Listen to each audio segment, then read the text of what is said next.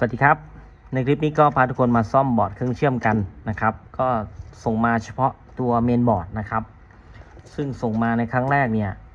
ก็จะสภาพไม่สวยอย่างนี้สักเท่าไหร่นะก็บอร์ดตัวนี้นะครับครั้งแรกมาก็แปะตรงนี้อยู่นะครับก็สอบถามกับเจ้าของนี่อาการก็คือว่าชุดสวิตชิ่งภาคจ่ายไฟไม่ออกนะครับชุดนี้นะผมก็เลยจับไปจับมาก็แทบจะหลุดออกมาก็เลยบัตรตีออกมาเลยนะครับแล้วก็สอบถามกับเจ้าของว่าได้ทำอะไรไหมนะครับก็คิดว่าน่าจะดึงบัตรตีออกมานะครับก็จะมีตัวขาวๆตรงนี้ติดเต็มไปหมดเลยนะครับเจ้าของเขาก็แกะมาใน 80-90% แล้วผมก็มาทำความตัดต่ออีกนิดนึงนะครับคราวนี้ครับบอร์ดตัวนี้ที่รับมานะครับก็จะแปลกๆนิดๆหน่อยๆนะครับหลายๆท่านก็อาจจะเคยเห็นเคยชมกันบ้างแล้วนะครับก็จะมีตัวไดร์ตรงนี้นะครับ IF เข้ามานะ1 2 3 4ตรงนี้ผมไม่ได้ดูว่าเป็นเบอร์อะไรนะก็จะคำว่าแปลกนี่ก็คือแปลกหูแปลกตาเราเท่านั้นเองนะครับก็จะมีลักษณะนี้ที่แปลกนิดๆหน่อยๆนะครับแล้วก็จะตัวนี้นะปกติตัวนี้ก็จะมี IF ติดเข้ามานะครับแต่นี้ตัวนี้ก็แปะบนปิดเท่านั้นเองไม่มีอะไรที่แตกต่างกันไปมากมายเท่าไหร่นะครับแล้วก็แผงตั้งครับแผงตั้งก็จะเป็นผมว่าคิดว่าน่าจะเป็น SG 3525นะครับเขาก็มีรูปแบบหลายตัวของเขาอันนี้ก็จะเป็น CA 3140แล้วก็จะมีขาว่างๆเหมือนกันนะครับลักษณะไม่ต่างกันมากเลยนะครับประมาณนี้นะก็มีอะไรอีกมี AC ตัวนี้ที่ไม่ค่อยเห็นนะครับนอกนั้นก็คล้ายๆกันแล้วก็ภาคจ่ายไฟคราวนี้ก็ชุด300ชุดไฟ300มาจากบอร์ดบนก็จะมาจากด้านนี้นะครับอันนี้เจ้าของเขาเขียนนะเป็นบวกเป็นลบนะครับตรงนี้น่าจะเป็นหลักเซอร์วิสนะหลักเซอร์วิสที่จะจ่ายมาตรงนี้นะครับเพราะฉะนั้นเวลาเราซ่อมถ้าเราซ่อมเฉพาะภาคจ่ายไฟตรงนี้นะครับเราก็ต้องถอดหลักสวิตช์ออกนะครับไม่ให้ไฟ300มาด้านนี้นะก็หลังจากที่ดูแล้วเนี่ยแผงนี้น่าจะมีปัญหาหรืออาจจะเกิดอะไรขึ้นเราไม่แน่ใจนะครับเพราะฉะนั้นเจ้าของถอดออกมานิดนึงผมก็ถอดออกมาอีกนะครับมันหลักการที่เราจะซ่อมภาคจ่ายไฟเนี่ยเราจะต้องดูก่อนว่าภาคจ่ายไฟทำงานได้ไหมคำว่าทำงานได้ไหมนี่ก็คือ IC ตัวเล็กๆตัวเนี้ย6 ขาตัวเนี้ยนะครับเขาทำงานไหมเสียไหมนะครับถ้าเสียนี่เราจะหาตัวไหนแทนได้หรือว่าเราจะทำยังไงตรงนี้ก็จะเป็น MOSFET นะครับเป็น IF เป็น MOSFET บ้านไปนะเป็นสวิตชิ่งหลักเท่านั้นเองนะครับตรงนี้ก็จะมีหน้าที่ส่งสัญญาณพันสัญญาณ PWM ส่งมาให้ขาเกตตัวนี้ควบคุมสัญญาณนะครับก็ทำการสวิตชิ่งแรงดันผ่านหม้อแปลงตัวนี้นะครับหม้อแปลงตัวนี้ก็จะตัดต่อไฟ300ที่มาจากจุดนี้นะครับจุดนี้นะสวิตช์ไปสวิตช์มานะครับสวิตช์ไฟกระแสตรงเรานี่แหละนะครับแต่ว่าไฟกระแสตรงจริงๆเนี่ยจะไหลผ่านหม้อแปลงไม่ได้ถ้าต่อเข้าหม้อแปลงตรงๆก็อาจจะตุ้มไปเลยนะครับเพราะฉะนั้นเขาก็เลยต้องทำให้เป็นลักษณะเป็นรูปคลื่นเป็นจังหวะเป็นช่วงๆนะครับเขาเรียกว่าเอาสัญญาณพันมาสับนะครับมาตัดมาต่อให้มอสเฟตตัวดำๆเล็กตัวนี้ทำหน้าที่เป็นสวิตช์นะครับก็ออนออฟตัดต่อก็เลยเรียกเป็นลักษณะสวิตชิ่งประมาณนี้นะครับเมื่อตัวนี้เปรียบเสมือนเป็นกระแสเป็นไฟกระแสสลับนะครับเอาไฟกระแสตรงลงมาสับนะครับติดเปิดปิดออนออฟนะครับตรงนี้ก็จะเปรียบเหมือนเป็นไฟกระแสสลับพอเกิดไฟกระแสสลับในหม้อแปลงตรงนี้เขาก็จะอินดิวหรือว่าเหนี่ยวนำข้ามขดออกมานะครับข้ามขดออกมาฝั่งนี้นะครับฝั่งนี้ก็จากไฟกระแสตรงตัวนี้ก็กลายเป็นไฟกระแสสลับเพราะฉะนั้นเวลาที่จะเอาไปใช้งานก็ต้องทำให้เป็นกระแสตรงอีกรอบหนึ่งโดยการไดโอดเรียงกระแสนะครับซึ่งเราก็ดูจากหลังหม้อแปลงครับคราวนี้ไดโอดมีกี่ตัวมีกี่ชุดนะครับคำว่าตัวนี่อาจจะใช้ไม่ได้สมมุติเขาอาจจะมีทั้งหมด4ตัวนะครับแต่ว่าเขาอาจจะต่อเป็น2ชุดก็ได้อันนี้ไดโอดมีทั้งหมดอยู่2ชุดนะครับ2ชุดก็คือ2ตัวนะตัวละชุดตรงนี้นะครับบางทีเราเห็นไดโอด3ตัวตรงนี้ต่อมา3ตัวด้านนี้นะครับสมมุติเนี่ยอันนี้ก็เป็นชุดหนึ่งอันนี้ก็เป็นชุดหนึ่งก็เป็น2ชุดเราเรียกเป็นไดโอดเป็นชุดแล้วกันนะครับไดโอดจะมี1ชุดนะครับตัวใหญ่ๆหน่อยนี่ผมเดาว่านะครับเราเดาเลยนะเราประมาณว่าตรงนี้ต้องเป็นไฟ24ครับไฟ24ตรงนี้อาจจะเป็นไฟ12โวลต์จะมากกว่า12โวลต์เราไม่แน่ใจอาจจะมีเรกูเลตเนี่ยตรงนี้อาจจะเป็นเรกูเลตนะครับเพราะฉะนั้นเราดูจากไหนครับเราดูเราดูที่แผงตั้งเราดูที่เอาพุทว่าเอาพุทเนี่ยเขาใช้ไฟเท่าไหร่อย่างตัวนี้เป็นแผงตั้งใช้ไฟ24โวลต์กับ12โวลต์ครับไฟ12โวลต์จะเข้าซ้ายสุดขวาสุดเป็นกราวแล้วก็นับมาอีกขาหนึ่งตรงนี้ขานี้ตรงนี้เป็น24โวลต์ครับแล้วก็เขาจะเอา24โวลต์มาเลี้ยงเจ้าไดตัวนี้ด้วยประมาณนี้เพราะฉะนั้นเอาพุทเนี่ย เราบางทีเราไม่รู้ว่าเขาจ่ายไฟเท่าไหร่เราก็มาดูที่การใช้ไฟตรงนี้ IC ตัวนี้ใช้เท่าไหร่ IC ตัวนี้ใช้12โวลต์ IC ตัวนี้ใช้12โวลต์ตัวนี้อาจจะใช้24โวลต์มันก็จะมากำหนดเอาพุทตรงนี้นะครับเราก็ซ่อมบ่อยๆด้วยอันนี้7805M7805 อาจจะเป็นจอก็ได้เขาอาจจะมีจอก็ได้นะครับ12โวลต์อาจจะเข้าตรงๆตรงนี้อาจจะพันมาประมาณ12-13โวลต์พันออกมาเลยให้ได้12-13โวลต์ตรงนี้ก็อาจจะเป็น24โวลต์ประมาณนี้นะครับเพราะฉะนั้นเราจะต้องเรียนรู้ว่าภาคจ่ายไฟเนี่ยเขาจ่ายไฟไปเท่าไหร่แล้วก็ระบบเขาเป็นยังไงด้วยนะครับบางทีเราไม่เรียนรู้อะไรเลยเนี่ยเราจะซ่อมแต่ภาคจ่ายไฟบางทีเราไม่รู้ว่าไฟตรงไหนจ่ายชุดไหนไปบ้างนะครับคราวนี้วกกลับมาเรื่องภาคจ่ายไฟตอนนี้เรารู้แล้วว่าเอาพุทเนี่ยน่าจะมี2เอาพุทตรงนี้นะครับเขาจ่ายไฟเป็น2ไฟเท่านั้นเอง2แรงดันนะตรงนี้แรงดันนี้24แรงดันตรงนี้ประมาณ12โวลต์นะครับโดยมาคอมที่ C ตรงนี้นะครับแล้วเราจะรู้ยังไงคราวนี้ว่าสวิตชิ่งทำงานได้ไม่ได้ลำดับในการซ่อมสวิตชิ่งนะครับอันดับแรกนะเราอยากจะรู้ว่ามีสัญญาณพันมาจาก IC ตัวนี้ไหมนะครับปลอดภัยที่สุดก็คือเราต้องถอดไอ้เจ้าตัว MOSFET ตรงนี้ออกหรือว่าสวิตชิ่งตรงนี้ออกนะครับpower switch ตรงนี้ออกนะตรงนี้อาจจะเป็นทรานซิสเตอร์ก็ได้เป็น MOSFET ก็ได้หลังๆมาเขาก็ใช้แต่ไอ้เจ้าตัว MOSFET นะทำตรงนี้นะครับก็ลอยออกเลยลอยออกเสร็จเราก็วัดสัญญาณพันที่ขาเกตครับถ้ามีสัญญาณพันMOSFET ตัวนี้ไม่เสียทำงานได้แรงดันก็ต้องออกมาด้านนี้ครับยังไงก็ต้องออกถ้าไม่ออกจะมี2กรณีคือ1ด้านนี้ช็อตด้านนี้ช็อต2ด้านนี้ป้อนกลับช็อตแล้วป้อนกลับไปน้อยก็เลยหยุดการทำงานโดยประมาณนี้นะครับหรือไม่ก็ตัวนี้เสียหรือไม่ก็หลักๆเลยตัวนี้ไม่มีสัญญาณพันออกมาครับพอไม่มีสัญญาณพันออกมาตัวนี้ก็สวิตชิ่งไม่ได้ทำงานต่อไม่ได้ก็มีแรงดันออกมามันเราจะต้องลอยตัวนี้ออกนะครับลอยตัวนี้ออกแล้วก็ใส่กลับเข้าไปก็อาจจะโยงสายอะไรก็ว่านไปนะครับก็วัดที่ขาเกตก่อนใช้งานได้ไหมถ้าไม่มีสัญญาณพันเลย IC ตัวนี้อาจจะมีปัญหานะครับเราก็ต้องเปิด Data Sheet หรือไล่วงจรดูนะครับคิดว่าน่าจะมีปัญหาแล้วล่ะตัวนี้ถ้าตัวนี้เสียขึ้นมาจะหาตัวไหนแทนได้นะครับก็ต้องดูเบอร์อีกทีนึงโอเคก็ผมได้เอาตัวนี้ออกนะครับมาต่อกันนะครับหลังจากที่ผมติดตั้งเจ้าตัวแผงไดร์นะครับหรือว่าเจ้าแผงชุดสวิตชิ่งตัวนี้เข้าไปนะครับเรียบร้อยแล้วนะแล้วก็ถอดเจ้าตัว MOSFET เล็กๆตัวนี้ออกนะครับตัวนี้นะซึ่งผมยังไม่ได้วัดเลยว่าเสียหรือไม่เสียนะจากนั้นครับเราก็จะมาทำการวัดสัญญาณพันนะครับตรงนี้คือขาที่1ขาที่2ขาที่3นะครับเกรดเดนซอสนะครับประมาณนี้นะหลักการครับหลักการมีว่า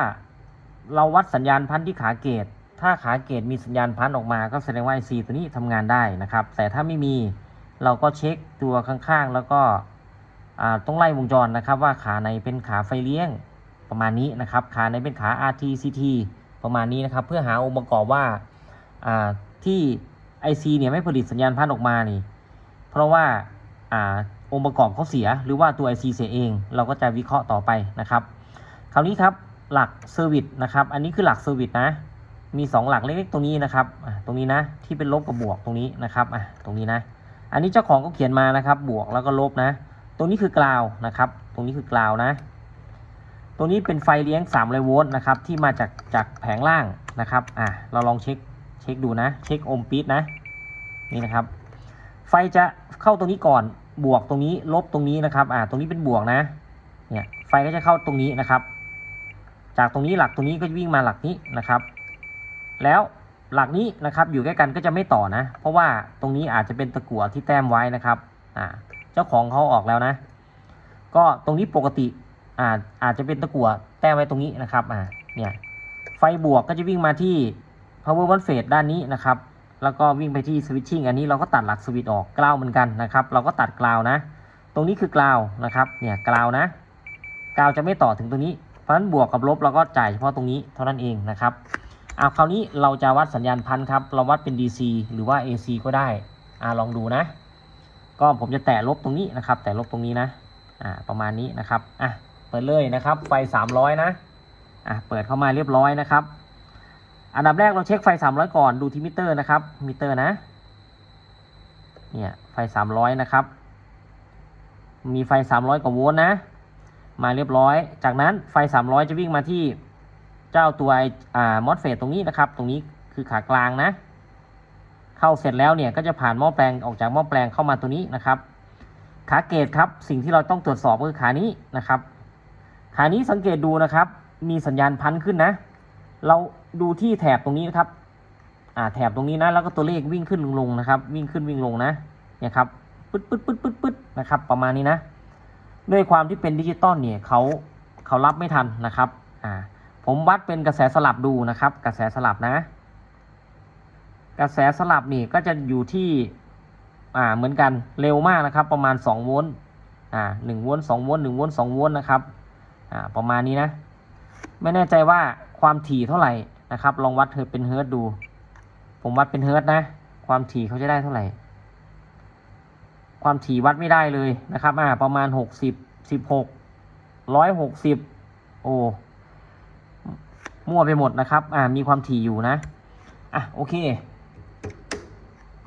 มีสัญญาณพันมานะครับมีสัญญาณพันนะมีสัญญาณพันออกมาซึ่งถ้ามีสัญญาณพันแล้วผมก็ไม่หาแล้วว่าขาไหนเป็นขากราวขาอะไรต่างๆนะครับเราก็ไม่หาแล้วมีสัญญาณพันนะครับแต่ว่าทำไมไฟไม่ออกเราต้องมาวิเคราะห์กันต่อไปถ้าใส่ตัวนี้เข้าไปแล้ว1มีไฟออกไหมถ้ามีไฟออกเจ้าของบอกว่าเปิดไม่ติดเงียบไปเฉยก็แสดงว่าตรงแถวเนี้ยอาจจะเป็นชุดหน้าจอชุดดิสเพลย์อะไรต่างๆเขาอาจจะมีปัญหาเองนะครับหรือไม่ไอ้ตัวนี้มีปัญหาก็ได้นะครับตัวนี้นะมีปัญหาก็ได้เราก็อาจจะทดลองด้วยการจ่ายไฟ24โวลต์มาตรงนี้นะครับมาเช็คชุดนี้ก่อนก็ได้หรือไม่ก็จะต้องมี12โวลต์กับ24โวลต์มาเลี้ยงแผงตั้งบางเครื่องนี่เขาอาจจะจ่าย24โวลต์แล้วก็จาก24เขาก็จะเลกูเลเตอร์ลงไป12โวลต์เองนะครับแต่ว่าเครื่องนี้นะเครื่องนี้จ่าย24โวลต์ต่างหากจ่าย12โวลต์ต่างหากนะครับแล้วก็เอา5โวลต์ไปจ่ายเลี้ยงจออาจจะมีตัวใดตัวหนึ่งที่มีปัญหาก็เป็นไปได้ครับหรือเอาพุทอาจจะช็อตเองสวิตชิ่งก็เลยหยุดการทำงานหรือปกติทุกอย่างแต่หน้าจอไม่ติดเองต้องลองดูต้องลองเอาตัวนี้ใส่เข้าไปดูนะครับคราวนี้โอเคผมจะติดตั้งตัวนี้เข้าไปนะครับโอเคครับมาต่อกันนะครับหลังจากที่ผมติดตั้งเจ้าตัว power MOSFET เข้าไปเรียบร้อยนะครับตามหลักการนะถ้ามีสัญญาณพันอย่างนี้นะครับ power MOSFET ก็ต้องทำงานสวิตชิ่งก็ต้องทำงานครับแรงดันก็ต้องส่งออกไปแต่ถ้าไม่มีแรงดันที่ปลายทางนี่ก็จะมี2สาเหตุหลักๆก็คืออาจจะเป็น1สาเหตุหลักๆเลยก็คือว่าโหลดช็อตครับมีโหลดช็อตนะมีโหลดช็อตพอโหลดช็อตนี่สวิตชิ่งเขาจับได้ว่ามีการช็อตอะไรเกิดขึ้นมานี่เขาก็จะดึงไฟที่เอาพุทนี่ลงกราวพอดึงลงกราวเสร็จเนี่ยวงจรป้อนกลับก็ไม่มีนะครับก็ไม่เกิดการป้อนกลับหรือว่ามีปัญหาอะไรนี่ตัวerror am อะไรต่างๆตรวจสอบได้เขาก็ดึงให้สวิตชิ่งหยุดการทำงานโดยปริยายนะครับหรือไม่ก็หม้อแปลงเสียซึ่งซ่อมมาหม้อแปลงจะเสียยากมากแต่ก็เสียได้อยู่แต่ก็ยากมากนะครับที่จะเสียนะก็ต่อมาครับเราก็จะมาเช็คแรงดันเอาพุทนะครับว่าจะออกเท่าไหร่นะครับก็จะมีไดโอดอยู่2ตัวหลักการนะครับไดโอดจากสวิตชิ่งนะครับหลังจากหม้อแปลงสวิตชิ่งตรงนี้เป็นหม้อแปลงความถี่สูงหรือเอาเรียกว่าเป็นหม้อแปลงสวิตชิ่งนะครับไดโอดออกอยู่กี่ชุดออกอยู่2ชุดนะครับอาจจะกี่ตัวก็แล้วแต่นะแต่ออกอยู่2ชุดเนี่ยนี่ฝั่งหนึ่งนี่ตัวหนึ่งนะครับอันนี้อีกตัวหนึ่งนะครับก็จะมี C 2ตัวที่รับเป็นหน้าที่ฟิลเตอร์หรือว่า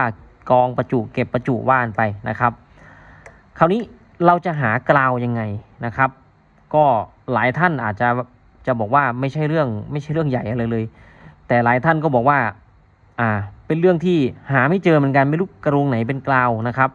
หลักๆก็คือเราเอาคาปาซิเตอร์ตรงนี้เป็นกราวนะครับเป็น C นะครับ C ลบตรงนี้เป็นกราวนะหรือไม่เราก็เปิดเบอร์ IC ตัวนี้ IC ตัวนี้ LM7805 นะครับเราก็ดูว่าขาไหนเป็นกราวประมาณนี้นะครับคราวนี้เราก็ลองหากราวดูนะเราหายังไงครับเราก็มีแผงตั้งเรามีแผงตั้งนะแผงตั้งเป็นแผงชนิดลักษณะนี้นะขาสุดท้ายเป็นกราวครับตรงในแผงตั้งนะเทคนิคนี้นะครับถ้าเปิดแผงตั้งมาลักษณะนี้จะมีช่องว่างอยู่ตรงนี้นะครับตรงนี้เป็นกราวซ้ายสุดเป็นไฟบวก12โวลต์ขวาสุดเป็นกราวแล้วก็เกือบจะท้ายสุดเนี่ยตรงนี้เป็นไฟบวก24ครับเราเช็คเลย12โวลต์มาจากไหน24มาจากไหนกราวอยู่ตรงไหนเราตอบตรงนี้ให้เคลียร์ก่อนนะครับผมหากราวก่อนนะจุดสุดท้ายตรงนี้นะครับลองดูครับ เราต้องตอบให้ได้ก่อนนะครับว่าวงจรเป็นยังไงวิ่งไปยังไงมาไปยังไงนะครับคราวนี้ผมตั้งไว้ที่โอห์มปี๊ดนะโอห์มปี๊ดผมจะเช็คกราวนะผมจะเช็คกราวขาสุดท้ายตรงนี้เป็นกราวอยู่แล้วนะครับตามหนังสือเขาบอกนะเช็คเลยครับกราวนี่อาจจะอยู่แถวนี้นะครับกราวอาจจะอยู่แถวนี้นะกราวอาจจะอยู่แถวนี้นะซึ่งผมทำเครื่องหมายไว้แล้วนะผมหาไว้แล้วนะลองดูนะเราแต้มตรงนี้เราติดตรงนี้นะครับคราวนี้เทคนิคในการหากราวนะสมมุติอยู่ตรงนี้นี้นะครับจับรูดเลยครับจับรูดเลยนะจับมิเตอร์รูดเนี่ยจับมิเตอร์รูดอย่างนี้เลยครับอันนี้กราวแน่นอนนะที่ผมแต้มไว้เป็นกราวนี่คือกราวจุดที่1นะตรงนี้นะครับตรงไหนเป็นกราวไล่เลยจับรูดเลยเนี่ยตรงนี้ก็ใช่กราวเนี่ยครับไม่ได้แต้มนะเนี่ยตรงนี้เป็นกราวเราดูที่0 โวลต์นะเนี่ยอันนี้ขวาสุดซ้ายสุดเป็นกราวนะอันนี้เป็นกราวเนี่ยกราวนะครับเนี่ยกราวแล้วนะเราเช็คไปในตัวด้วยว่าตรงไหนเป็นกราวนะครับโอเคผมได้แล้วหรือใครที่จำไม่ได้ว่าไอ้แผงนี้เป็นแบบไหนดูขั้ว C ครับขั้ว C ตรงนี้เลยขั้ว C ขั้วบวกขั้วลบนี่ขั้วตรงนี้เขาบอกนะครับลองดูขั้วนะอันนี้โดยพื้นฐานเลยอันนี้ขั้วลบครับอันนี้ลบอยู่ด้านนี้นะพอพลิกเข้ามาปั๊บลบจะอยู่ตรงนี้นะครับเนี่ยลบจะอยู่ตรงนี้เนี่ยลบอยู่ตรงนี้ครับแล้วก็ลบอยู่ตรงนี้ลบอยู่ตรงนี้เนี่ยครับลบอยู่ตรงนี้เนี่ยลบอยู่ตรงนี้เราสังเกตแผ่นปิ้นด้านหลังด้วยจะมีจุดอันนี้อาจจะเป็นกราวก็ได้อันนี้อาจจะบอกไม่ค่อยดีเท่าไหร่แต่ชัวร์ที่สุดคือคาปาซิเตอร์ครับขั้วบวกขั้วลบของคาปาซิเตอร์ขั้วลบก็จะเป็น C นะครับขั้วลบของ C นะเป็นกราวนะครับโอเคผมได้แล้วนะผมได้กราวแล้วชัวร์ที่สุดก็คือจุดนี้เป็นกราวจุดนี้เป็นกราวนะครับต่อมาครับตอบคำถามให้ได้ไฟบวก12 โวลต์มาจากไหนที่แน่ๆจะต้องวิ่งมาจากไดโอดตรงนี้หรือเปล่าหรือมาจาก IC ตัวนี้นะครับเราก็ลองเช็คดูครับว่าไฟเขาจริงไหมแต่ลงไปนะครับที่ขั้วบวกนะขั้วบวกตรงนี้นะครับแตะเลยแตะอย่างนี้นะครับเนี่ยมาจาก IC ตัวนี้อันนี้อาจจะเป็น Input เราก็ต้องเปิดดูว่า IC ตัวนี้เบอร์อะไรถ้าเป็น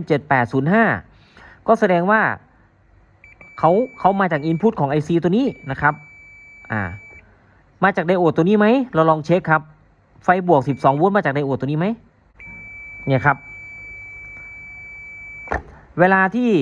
ผมทำหนังสือบ้างหรือว่าเก็บเป็นความรู้ต่างๆเนี่ยเราก็จะต้องตอบคำถามให้เราให้ได้ก่อนว่าวงจรเขาวิ่งมาแบบไหนไปยังไงออกตรงไหนเข้าตรงไหนออกตรงไหนนะครับ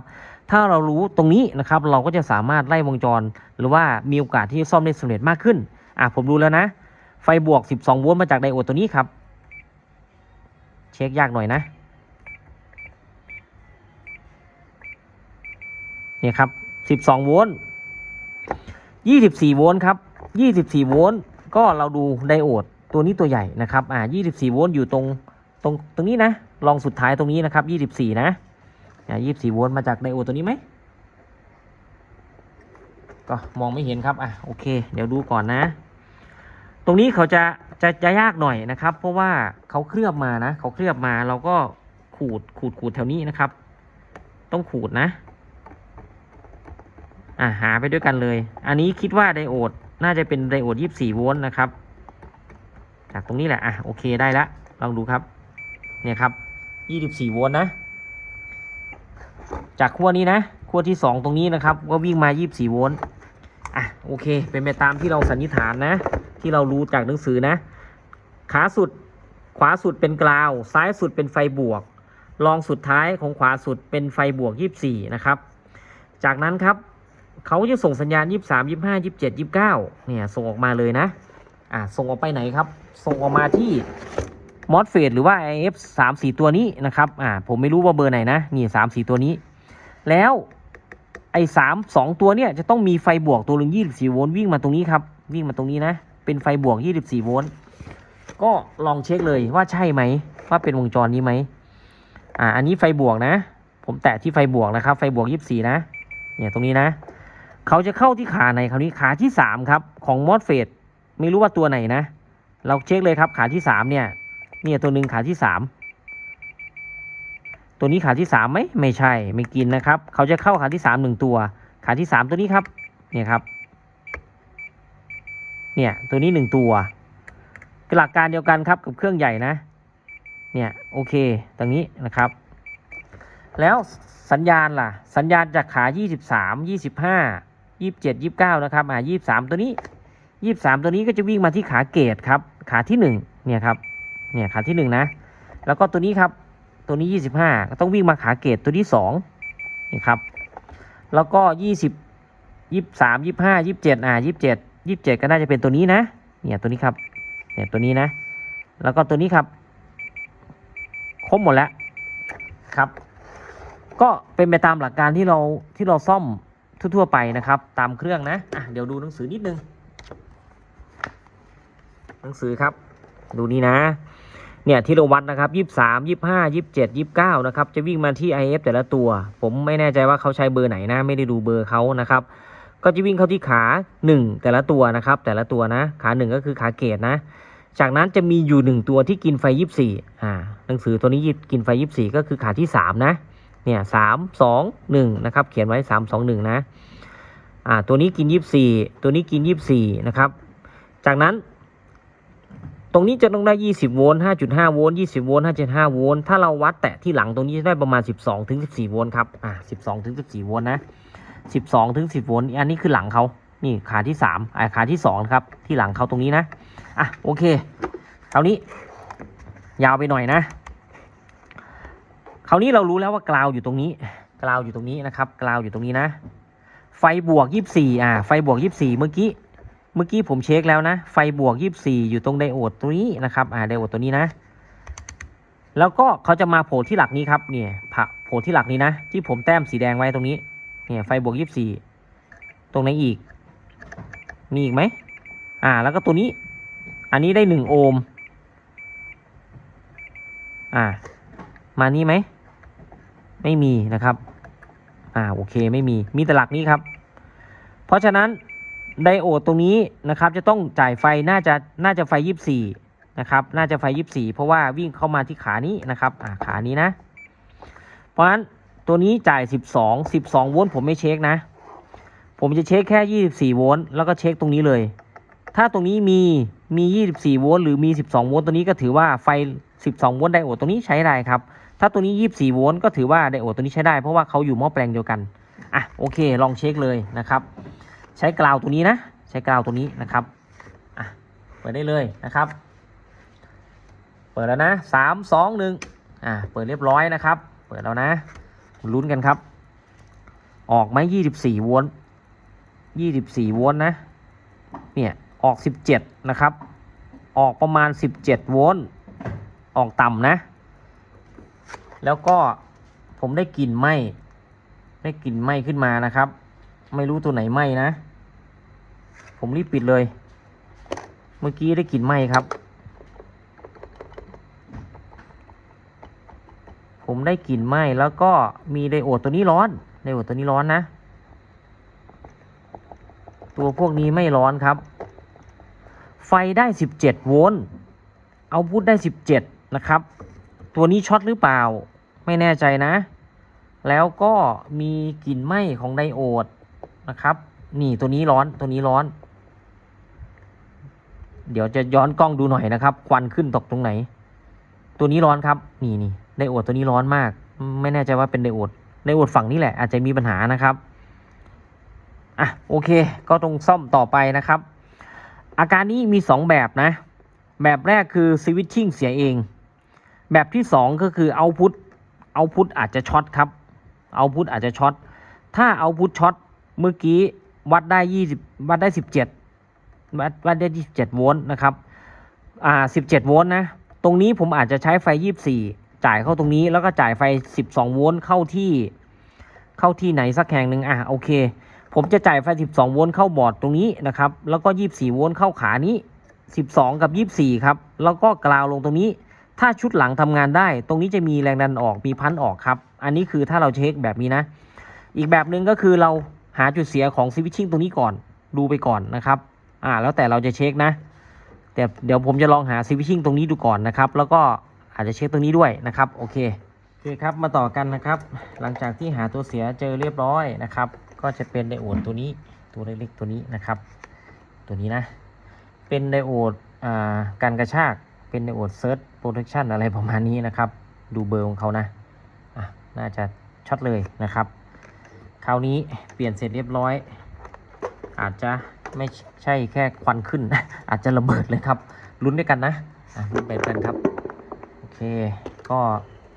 นี้ขั้วบวกนะครับจ่ายไฟใหม่แล้วกันนะครับขั้วบวกอันนี้เป็นขั้วลบนะครับลองดูครับคราวนี้จะควันขึ้นไหมหรือจะระเบิดไปเลยลุ้นไปด้วยกันนะครับเปิดครับคราวนี้3 2 1ลองดูนะมีควันขึ้นไหมไม่มีควันขึ้นนะครับโอเคปิดก่อน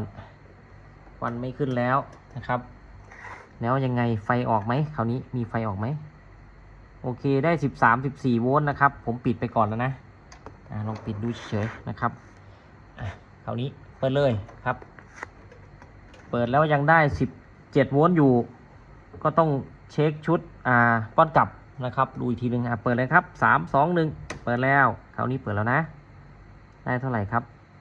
24 โวลต์แล้ว 24.82 12 โวลต์น่าจะมานะครับปิดไปก่อนนะคราวนี้เราเช็คตรงไหนครับเมื่อกี้ไม่ได้24 โวลต์ได้ประมาณ17 โวลต์เพราะว่าตัวนี้ช็อตอยู่นะครับช็อตก็เลยทำงานไม่เต็มที่นะปัญหาอาจจะเกิดจากตรงนี้ก็ได้นะครับก็คราวนี้เราก็เช็คจุดนี้เลยนะครับเช็คจุดนี้เลยนะตรงนี้12 โวลต์ตรงนี้24 โวลต์ก็มาแล้วนะครับก็เราเช็ค12 โวลต์ด้วยไหมไม่เช็คก็ได้นะครับหรือจะมาเช็คตรงนี้ก็ได้12 โวลต์เพราะว่าระบบมาด้วยกันนะครับแต่ก็เอาซะหน่อยเผื่อไดโอดตัวนี้เสียนะครับเป็นไม่ได้นะเปิดแล้วนะกราวอยู่ตรงนี้นะครับตรงนี้24 โวลต์เนี่ยได้ไหม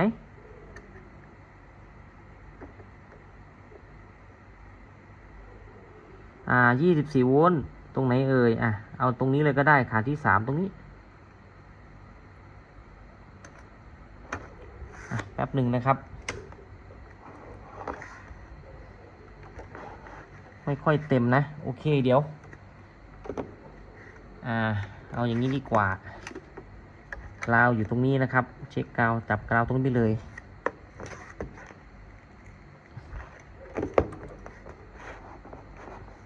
ผมทำไปลอยอยู่ครับก็เลย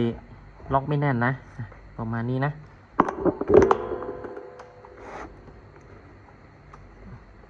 ออกจริงหรือเปล่าคราวนี้ลองดูครับ24 โวลต์ออกแล้วนะอันนี้25นะครับ25 โวลต์12 โวลต์ตรงนี้ได้ไหม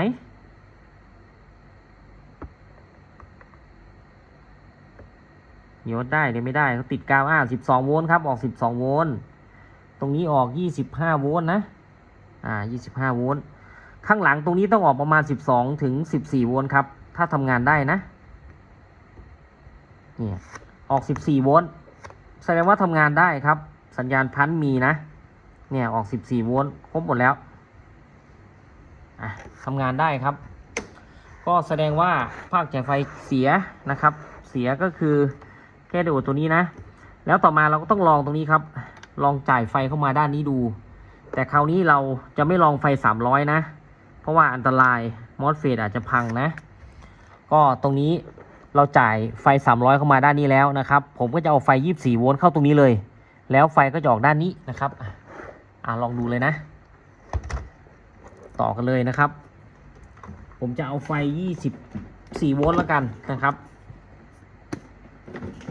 เดี๋ยวผมปิดเครื่องก่อนแป๊บนึงนะครับแล้วก็เดี๋ยวเตรียมเครื่องไม้เครื่องมือก่อนโอเคครับตรงนี้เป็นไฟ24 โวลต์นะครับ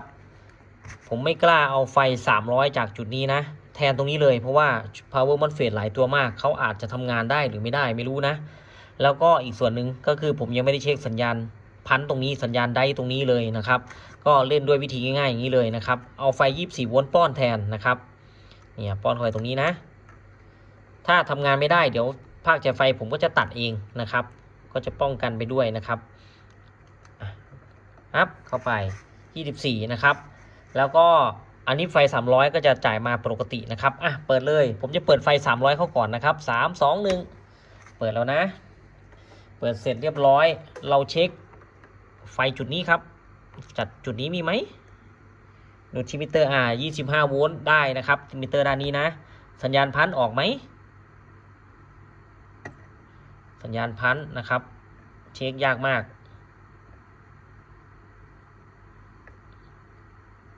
ออกนะครับสัญญาณพันมาเรียบร้อยนะครับแล้วก็เช็คตรงนี้เป็นกระแสสลับนะเราลองเช็คดูตอนนี้ผมยังไม่ป้อนไฟ24นะตรงนี้เขาต่อคอมมอนกันนะครับนี่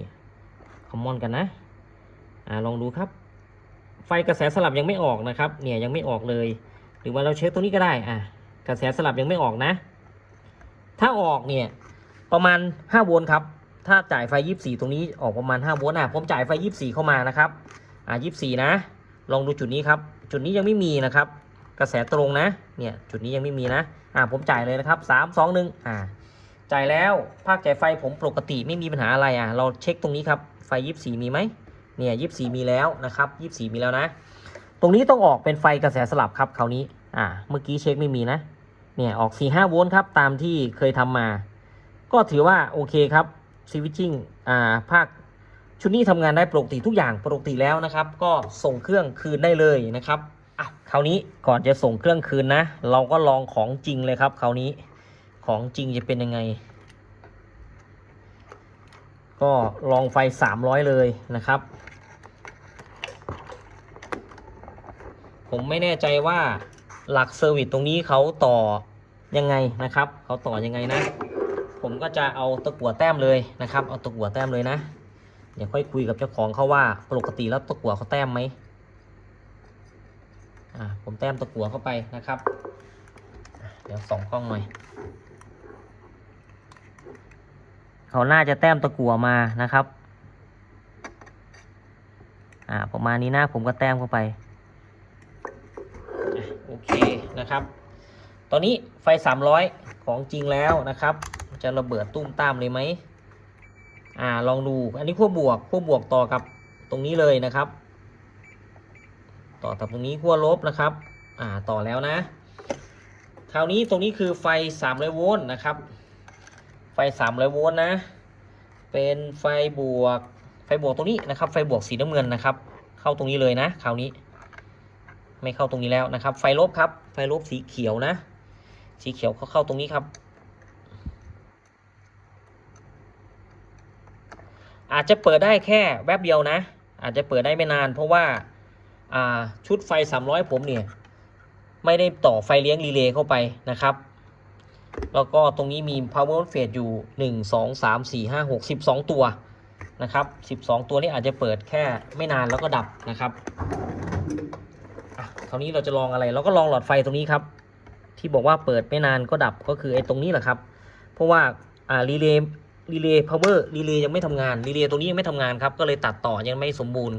ก็ไฟก็จะมาที่คาปาซิเตอร์ตัวนี้ไม่นานแล้วก็หมดนะครับหมดแล้วก็หายเลยนะครับก็เดี๋ยวลองดูนะเรียบร้อยนะครับเดี๋ยวเอาให้ชัดๆตรงนี้ก่อนไฟบวกเข้าบวกกับลบนะครับเดี๋ยวจะไม่เห็นกันเดี๋ยวจะถามว่าเข้าขั้วไหนเป็นขั้วไหนตรงนี้เลยนะคราวนี้ใช้ไฟหลอดไฟนะครับถ้าหลอดไฟติดก็ทุกอย่างเรียบร้อยตามปกตินะครับไม่มีปัญหาอะไรก็เดี๋ยวผมดูอีกหลอดไฟอีกหลอดหนึ่งมีไหมหาหลอดไฟได้อีก1หลอดนะครับอันนี้ก็น่าจะเป็นระบบติ๊กนะต่อไปที่ติ๊กถ้าเขามีเครื่อง2ระบบโอเคครับเปิดแล้วหลอดไฟติดแล้วก็อาจจะติดไม่นานนะครับลองดูนะ3 2 1เนี่ยติดเรียบร้อยนะครับใช้งานได้ตามปกติแล้วนะครับติดนานไหมโอเคผมปิดไปก่อนนะก็ถือว่าสมบูรณ์แล้วนะครับใช้งานได้ตามปกตินะครับก็ต้องส่งคืนเจ้าของแล้วสรุปแล้วอะไรเสียก็ไดโอดตัวนี้เสียไดโอดเซิร์ชโปรเทคชั่นประมาณนี้นะครับไดโอดที่ป้องกันการกระชากนะครับ โอเคเรียบร้อยนะครับสำหรับคลิปนี้ก็ต้องขอบคุณนะครับสวัสดีครับ